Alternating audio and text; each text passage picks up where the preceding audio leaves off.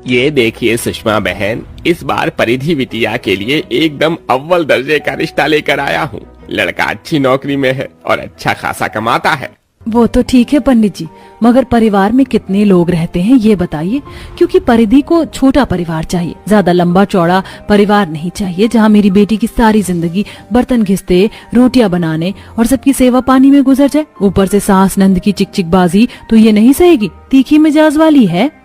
अब देखो बहन जी, एक साथ सारी ख्वाहिश तो पूरी नहीं हो सकती।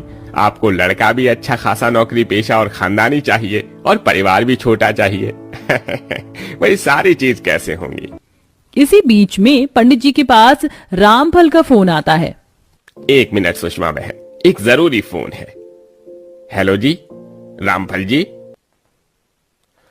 नमस्कार पंडित जी, मेरे मोहित की कोई बात बनी कि नहीं? आखिरकार कब उसकी शादी? ये देखिए सुषमा बहन, इस बार परिधि बिटिया के लिए एकदम अव्वल दर्जे का रिश्ता लेकर आया हूँ। लड़का अच्छी नौकरी में है और अच्छा खासा कमाता है। वो तो ठीक है पंडित जी, मगर परिवार में कितने लोग रहते हैं ये बताइए, क्योंकि परिधि को छोटा परिवार चाहिए, ज्यादा लंबा चौड़ा परिवार नहीं चाहिए जहाँ मेरी बेटी की सारी जिंदगी बर्तन घिसते, रोटियां बनाने और सबकी सेवा पानी में गुजर जाए। ऊपर से सास नंद की चिकचिकबाजी तो ये नहीं सहेगी, तीखी मिजाज वाली है। अब देखो बहन जी, एक साथ सारी ख्वाहिश तो पूरी नहीं हो सकती। आपको लड़का भी अच्छा खासा नौकरी पेशा और खानदानी चाहिए और परिवार भी छोटा चाहिए। वही सारी चीज कैसे होंगी।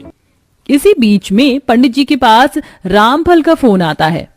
1 मिनट सुषमा बहन, एक जरूरी फोन है। हेलो जी, रामफल जी। नमस्कार पंडित जी, मेरे मोहित की कोई बात बनी कि नहीं? आखिरकार कब उसकी शादी? ससुराल में कोई भी रिश्ते वाले अपनी लड़की की शादी करवाने को राजी नहीं है। आप धीरज रखिए। अच्छा, मैं बाद में बात करता हूँ। नमस्कार।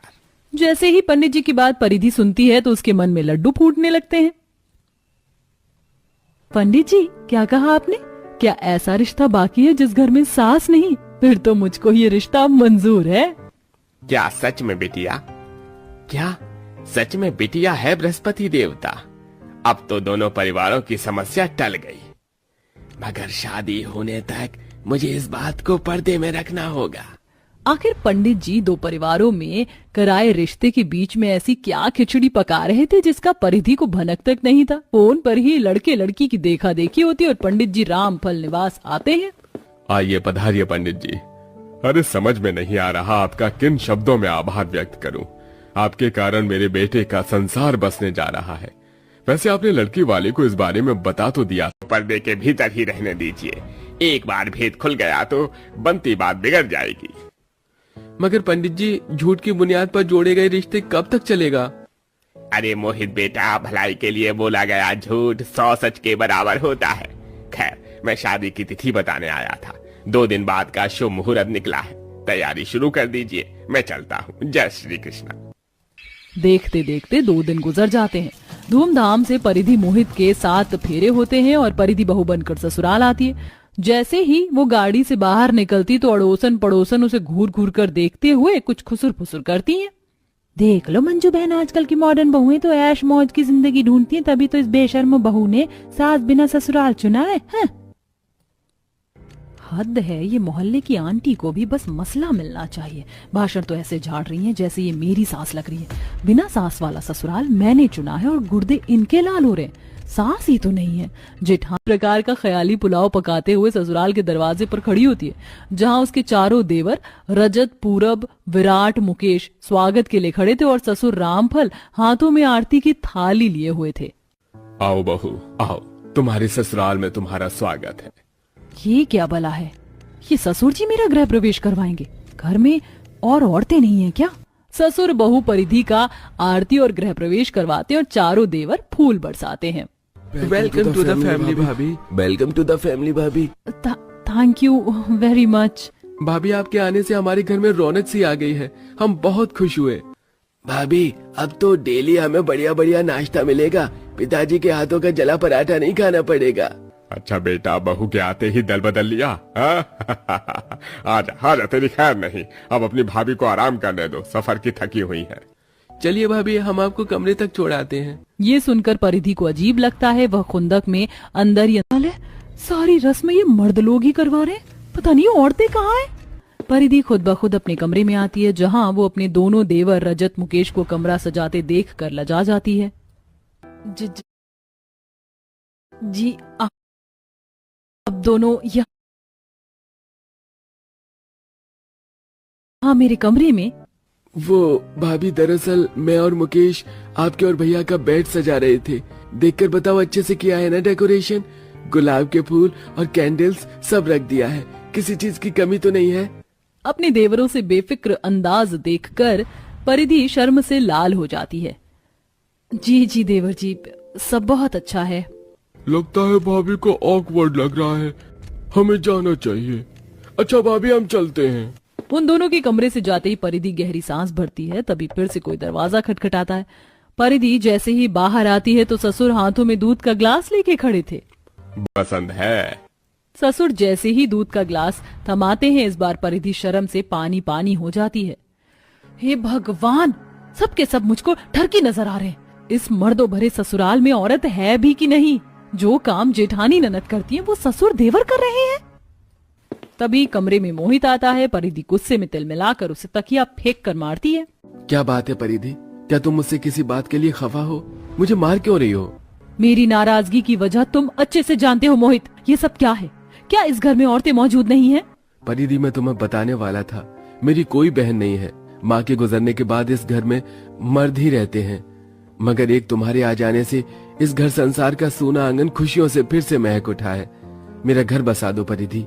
ऐसा कहते हुए मोहित की आंखों में आंसू आ जाते हैं। परिधि की सारी नाराजगी दूर हो जाती है, मगर कहते हैं ना, माँ बिना मायका और सास बिना ससुराल अधूरा रहता है।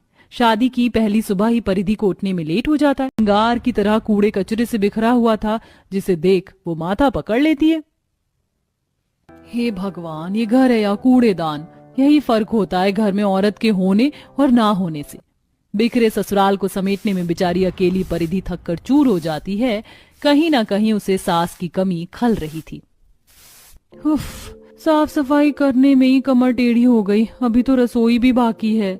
थके मिजाज से परिधि रसोई के भीतर आती है, जहां बावर्ची खाने का हाल और भी बदतर था। हे भगवान, रसोई का इतना गंदा हाल है।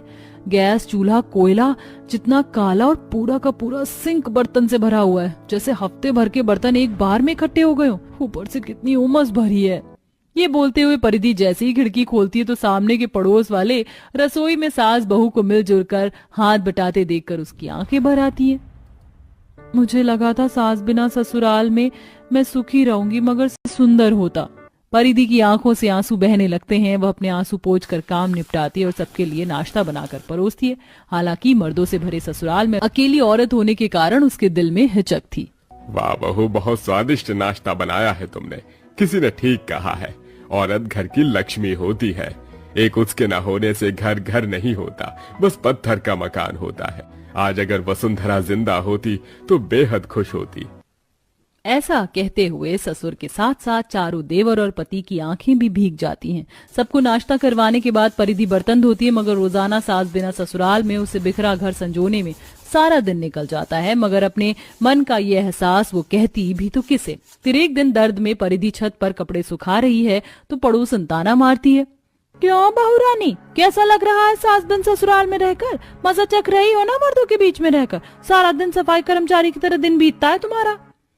तभी तो घर में लुगाई होना जरूरी हो। परिधि पड़ोसन पर भड़क कर उन्हें खरी खोटी सुनाती है। बस कीजिए आप लोग, दूसरों के घर में ताका झाकी करने से बढ़िया अपनी बहुओं का हाथ बटाओ। मगर परिधि की बातें उसका पति मोहित सुन लेता है। वो सबको इस बारे में बताता है, जिसके बाद ससुराल के सभी मर्द तय करते हैं कि वह परिधि को पूरा सहयोग देंगे। अगले दिन परिधि जब उठती है तो दो देवर नाश्ता बना रहे होते हैं, मंदिर से आरती की आवाज आ रही होती है और दो देवर साफ सफाई कर रहे होते हैं। ये खुशनुमा माहौल देखकर परिधि का दिल भर आता है। ये लो बहू, आरती लो। भाभी जल्दी से आ जाइए, गर्मा गर्म नाश्ता भी तैयार है।